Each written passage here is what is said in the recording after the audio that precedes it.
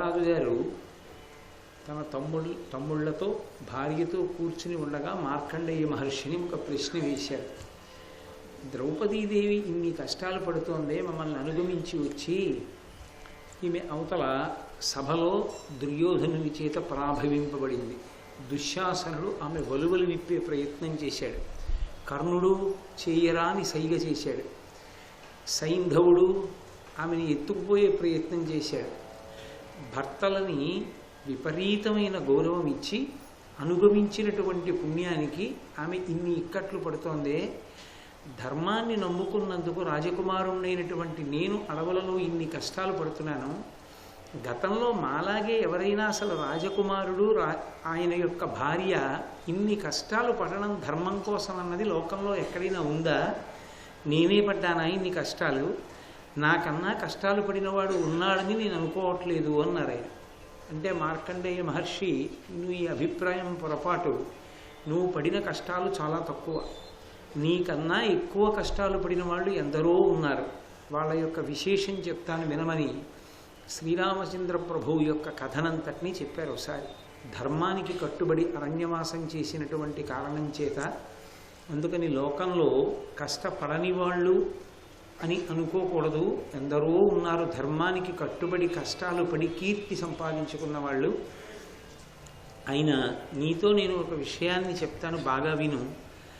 ఆడదాని పాతివ్రత్య మహిమ ఎంత గొప్పది అంటే, అది కేవలం ఆమె తనని తాను రక్షించుకోవడానికి ఉపయోగపడమే కాదు, అసలు స్త్రీ యొక్క పాతివ్రత్యం చేతనే యథార్థమునకు పురుషునికి కలిసి వస్తుంది. కాబట్టి నేను ఆ విశేషాన్ని చెప్తాను, వినవలసింది అన్నారు. ఇందులో ఒక గమ్మత్తుంది. అసలు పురుషుడి యొక్క లక్ష్మీ స్థానం అంతా ఎవరు అంటే భార్యయే. ఆమెయే ఆయన లక్ష్మి. అందుకే ఇల్లాలు కంట కన్నీరు ఒలికితే ఆ ఇంట సిరి ఉండనుల్లదు.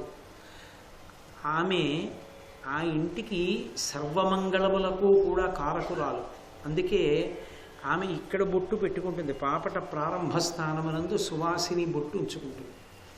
తనూతు క్షేమం నస్తవదన సౌందర్యలహరి అని శంకర భగవత్పాదులు సౌందర్యలహరిలో ఒక శ్లోకం చేశారు. ఆ పాపట ప్రారంభ స్థానమునందు బొట్టు ఉంచుకున్నటువంటి స్త్రీ ఆమె యొక్క లక్ష్మీ స్థాన బలము చేత భర్త విశేషమైనటువంటి ఉన్నతిని పొందుతాడు. అందుకే అసలు ఇల్లు అన్న మాటకి పర్యాయ పదం ఏమిటి అంటే ఇల్లాలి. గృహిణి గృహముచ్యతే. ఇల్లాలు లేని ఇల్లు ఇల్లుగా శాస్త్రంలో చెప్పబడదు. ఆ ఇల్లు సుఖస్థానము కాదు, శాంతి స్థానము కాదు. పురుషుడికి ఒక బాటసారి విశ్రాంతి గృహానికి వెళ్ళినట్టుగా వెళ్ళడం తప్ప అసలు నిజానికి శాంతి స్థానము ఆ ఇంట్లో పురుషుడు సేద తీరడానికి కారణము ఆయన యొక్క ధర్మపత్నియే. అంత గొప్పదైనటువంటి ధర్మపత్ని చేసేటటువంటి భగవత్ సంబంధమైనటువంటి ఉపాసనా బలం, ఆమె యొక్క పాతివ్రత్య కారణం, ఆమెకి భగవంతుని పట్ల ఉండేటటువంటి భక్తి కారణంగా భర్త సమున్నతమైనటువంటి స్థానాన్ని పొందుతాడు. అందుకే లలితా సహస్రనామ స్తోత్రంలో ఒక నామం ఉంది, పులూమజార్చిత అని. పులూమజార్చిత అంటే ఇంద్రుని యొక్క భార్య అయిన శచీదేవి పులూముడు అనబడేటటువంటి ఋషి యొక్క కుమార్తె. ఆయన కుమార్తె అయినటువంటి శచీదేవి ఎప్పుడూ అమ్మవారి పట్ల భక్తిభావనతో ఉంటుంది. ఆవిడ భక్తిభావనతో ఉంటుంది కాబట్టి ఇంద్రుడికి ఇంద్ర పదవి కలిసి వచ్చింది, నిలబెట్టుకోగలిగాడు. కాబట్టి భార్య భక్తి, భార్య యొక్క పాతివ్రత్య మహాత్మ్యము ఎంతటి గొప్పతనాన్నైనా తీసుకొస్తుంది. ద్రౌపదీదేవి ఇడుములు పడిందని నువ్వు అనుకుంటున్నావు ధర్మరాజా, కానీ ఒకనాడు మీకు సమస్తము కలిసి రావడం అన్నది ఎవరి వలన జరుగుతుంది అంటే కేవలము ఈ ద్రౌపదీదేవి వలననే కలుగుతుంది. ఎందుకంటే ఆమె పాతివ్రత్య మహాత్మ్యం అటువంటిది.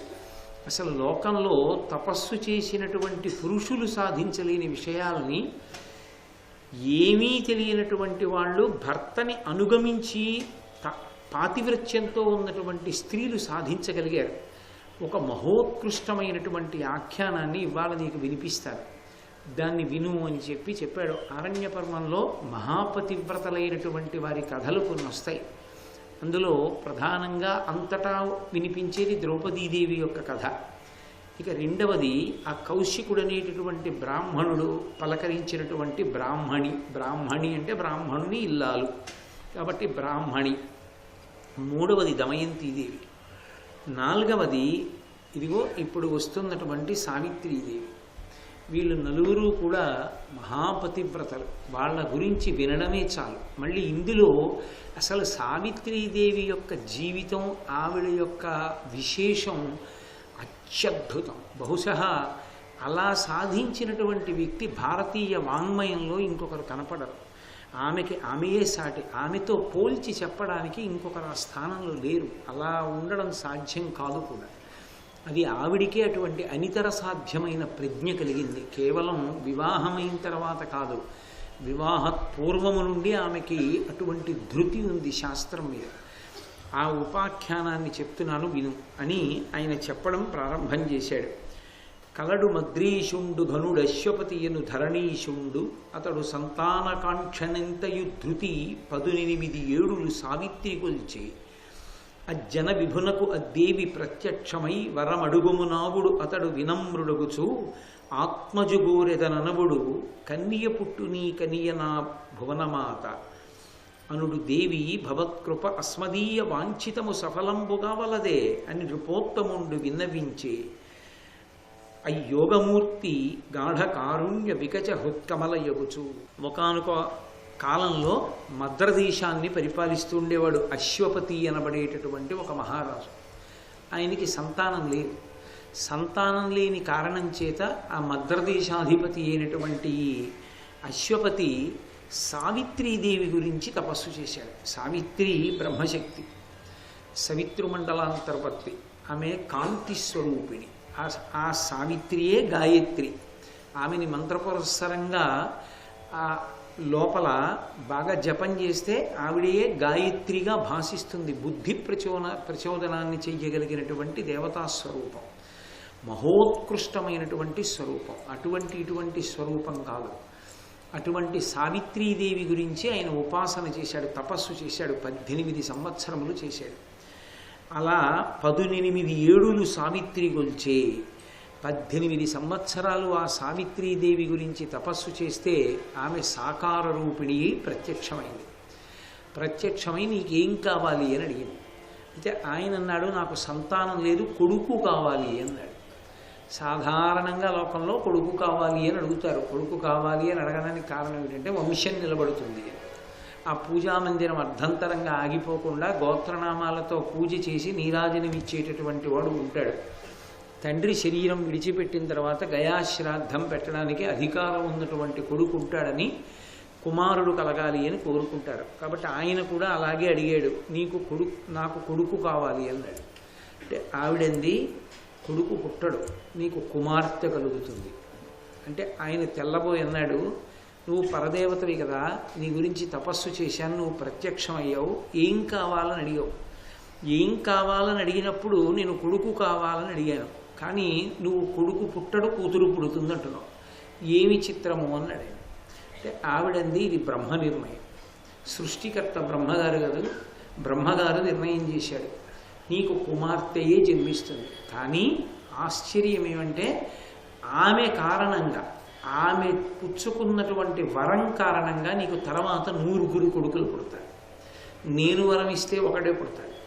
నీ కూతురు యొక్క భక్తి కారణం చేత నీకు తర్వాత 100 కొడుకులు పుడతారు. కాబట్టి చింత పెట్టుకోవద్దు అంది. సరే, కుమార్తె జన్మించింది.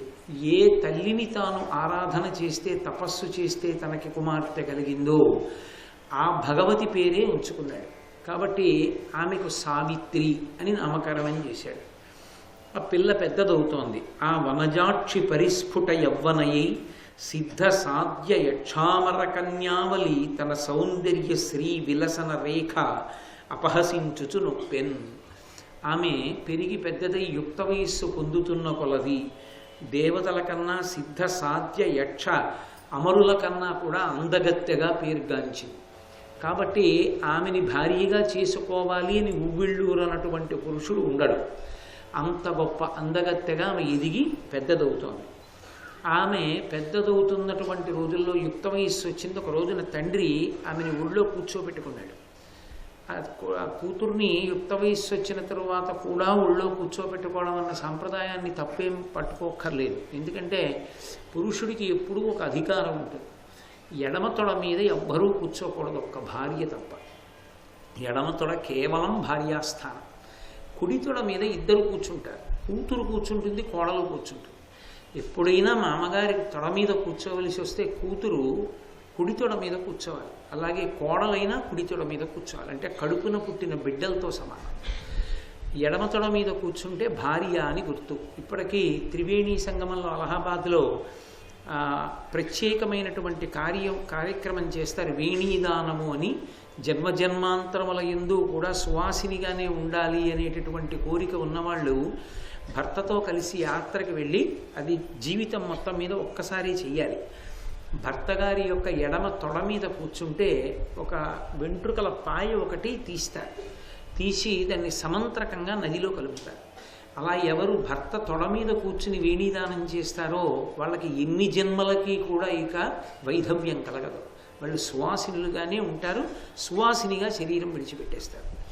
అంత గొప్పది.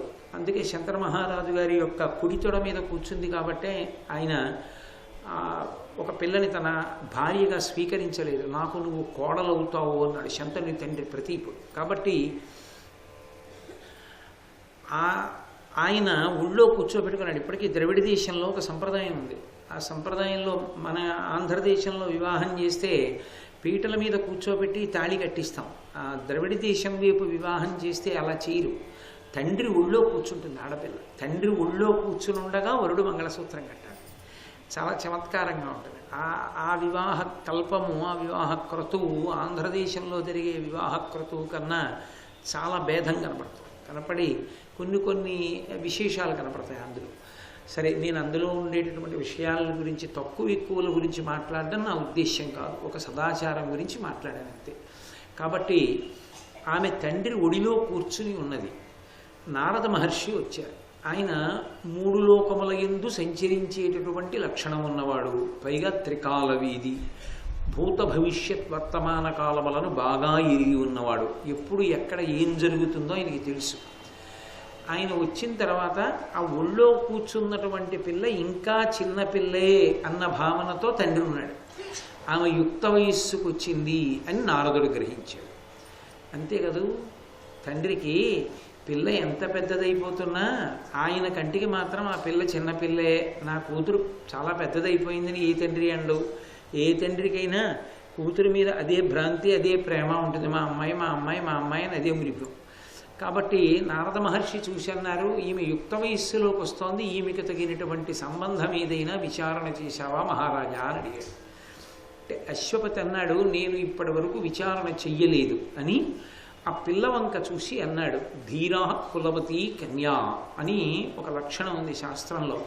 మహాపండితురాలైనటువంటిది, శాస్త్రములను ఎరిగినటువంటిది, మంచి అనుష్ఠాన బలం ఉన్నటువంటి ఆడపిల్ల.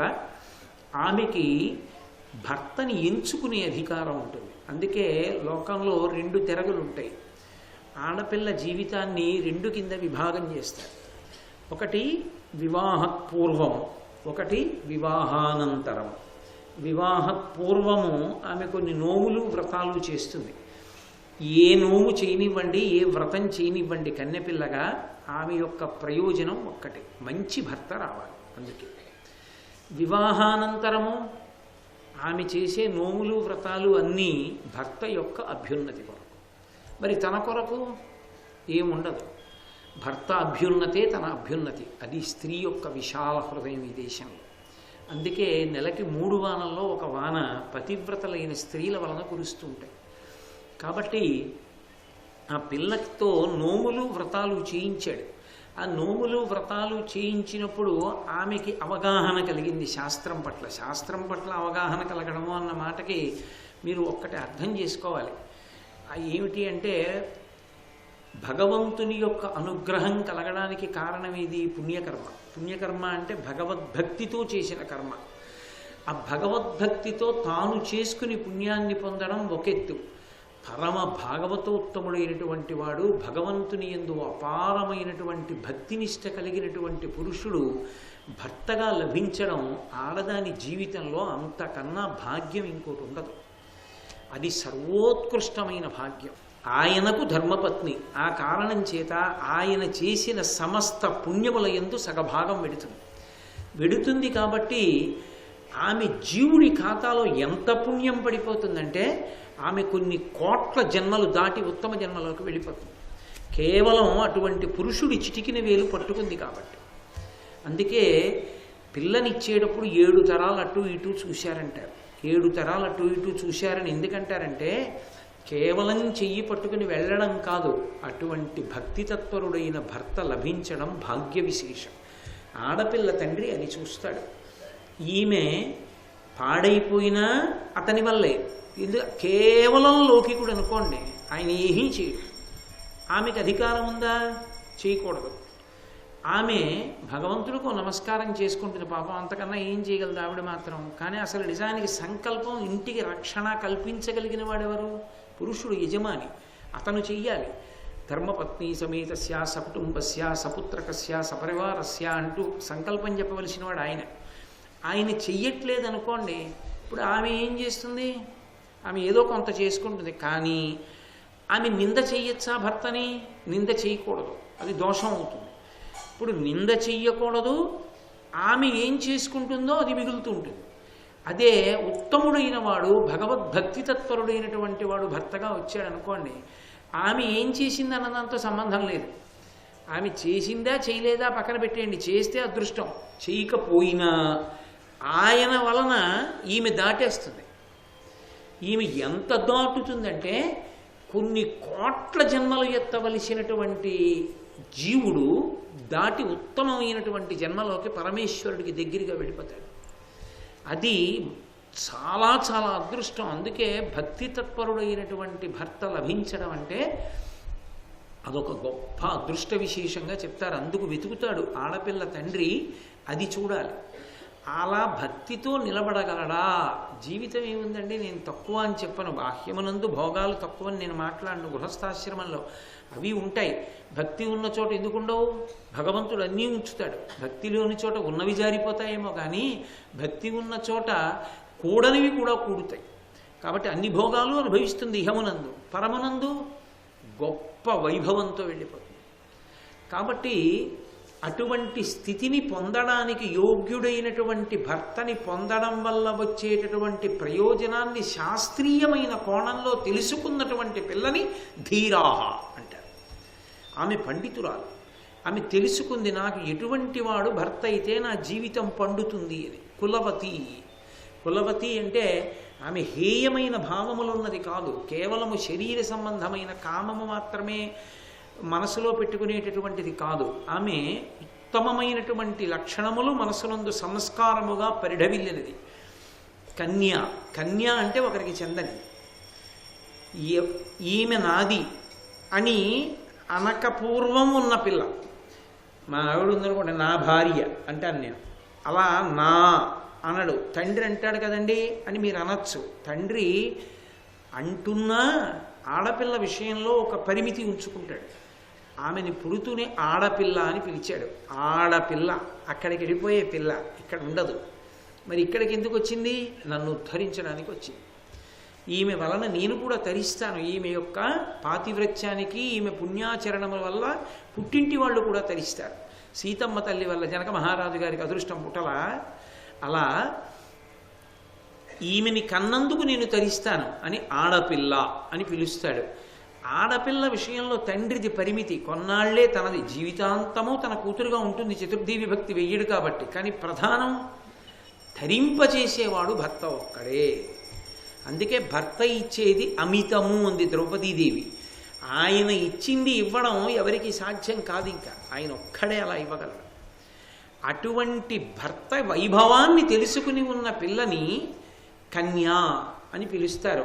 ఆయనకి చెందాలి, అటువంటి వాడికి చెందాలన్న భావనతో ఉంటుంది పాండిత్యము చేత. కాబట్టి ధీరా, కులవతి, కన్యా, అటువంటి లక్షణం ఉన్న ఆడపిల్ల అటువంటి వ్యక్తిని కోరుకుంటూ ఉంటుంది. దానికి పరిణతి ఉండాలి. అందరూ అలానే నేను ధీరవతిని నేను ఎంచుకోకూడదు. ఆ శాస్త్రీయమైన కోణం తెలిస్తేనే, లేకపోతే అది తండ్రి గారి అధికారం, తండ్రి గారు ఇచ్చి పెడతారు. కాబట్టి ఇప్పుడు ఈ సత్యవతీదేవి పూర్వం సత్యవంతుడు అనబడేటటువంటి ఒక రాజకుమారుని యొక్క గుణగణములను విన్నది. ఎవరి వలన విన్నది? తండ్రి గారి ఇంటికి వచ్చేటటువంటి పండితుల వలన, ఊరిలో ఉండేటటువంటి బుధజనుల వలన ఆమె వింది. చాలా మంచి పిల్లవాడు, చాలా శాస్త్రం ఎరిగినవాడు, చాలా మంచివాడిని వింటుండేది. ఆయనని భర్తగా పొందాలి అని మనసులో అనుకుంది.